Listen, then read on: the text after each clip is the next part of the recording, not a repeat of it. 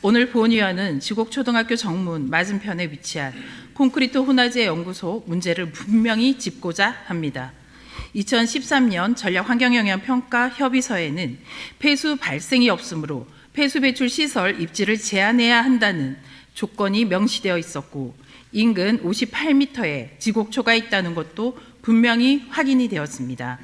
2014년 도시계획위원회에서도 초등학교 인접 문제가 제기되었지만 사업자는 이 물질들은 냄새도 독성도 없다고 답변했고, 결국 이를 전제로 2014년 10월 건축 허가가 이루어졌습니다.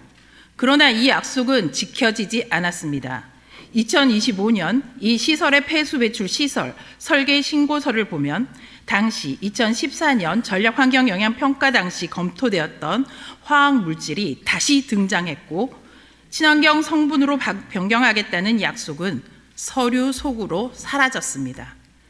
폐수 규모 역시 달라졌습니다. 당초 폐수량 20리터였던 사업이 이제는 하루 1.53톤의 폐수가 발생하는 구조로 바뀌었습니다. 이는 단순 변경이 아니라 사업의 전제가 근본적으로 바뀐 것입니다. 더 큰 문제는 폐수의 성격입니다. 해당 폐수는 단순 생활하수가 아니라 독성 시험이 필요한 수준의 물질로 이러한 공정이라면 냄새나 가스 발생 가능성은 충분히 예상할 수 있었습니다. 실제로 연구소 가동 이후 주민들은 금속성 타는 냄새와 화학양품 냄새를 지속적으로 호소하고 있습니다. 그럼에도 사업자는 유해물질 연소를 부인하며 주민들에게 피해 입증만 요구하고 있습니다. 폐수 처리 과정 또한 기업 기밀을 이유로 공개하지 않아 주민들은 안전 여부조차 확인할 수 없는 상황입니다.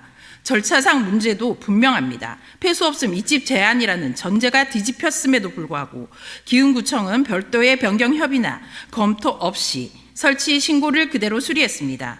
이는 단순 실수가 아니라 행정의 책임 문제입니다. 또한 집행부는 작년 답변에서 합동 현장 조사를 검토하겠다고 밝혔습니다. 그렇다면 묻겠습니다. 해당 조사는 실제로 계획이 수립된 적이 있습니까? 검토라는 말만 남기고 실행이 없었다면 그 자체가 행정의 책임입니다. 이제는 검토가 아니라 실행해야 합니다. 이에 강력히 촉구합니다. 첫째, 허가 조건과 실제 운영관 불일치 여부를 전면 재검토하고 환경영향평가 절차 이행 여부를 공식 문서로 공개하십시오. 둘째, 지곡초 일대 상시 대기질 측정 체계를 구축하고 결과를 투명하게 공개하십시오. 주민이 냄새가 난다고 하면 행정이 측정으로 답해야 합니다. 셋째, 폐수 발생 및 처리 전 과정에 대해 외부 전문가 검증을 실시하십시오. 기업 기밀이 아이들 안전보다 우선될 수는 없습니다. 넷째, 사업자, 주민, 공무원이 참여하는 3자 대면 협의 자리를 즉시 마련하십시오. 이 자리는 실태를 주민이 직접 확인하는 검증의 장이 되어야 합니다.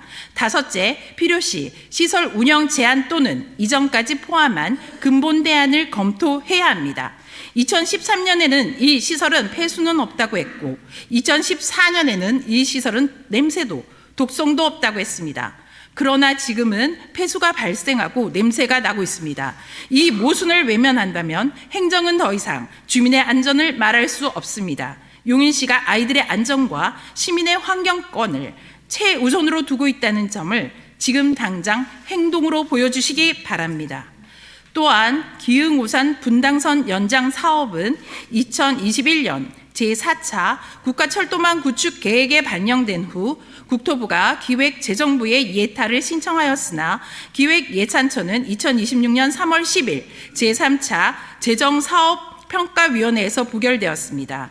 이에 오산시와 관련 국회의원들은 강한 유감을 표명하며 4월 추경 심사 과정에서 공론화하고 제5차 국가철도망 구축계획 반영을 위해 재도전할 것을 예고한 상황입니다.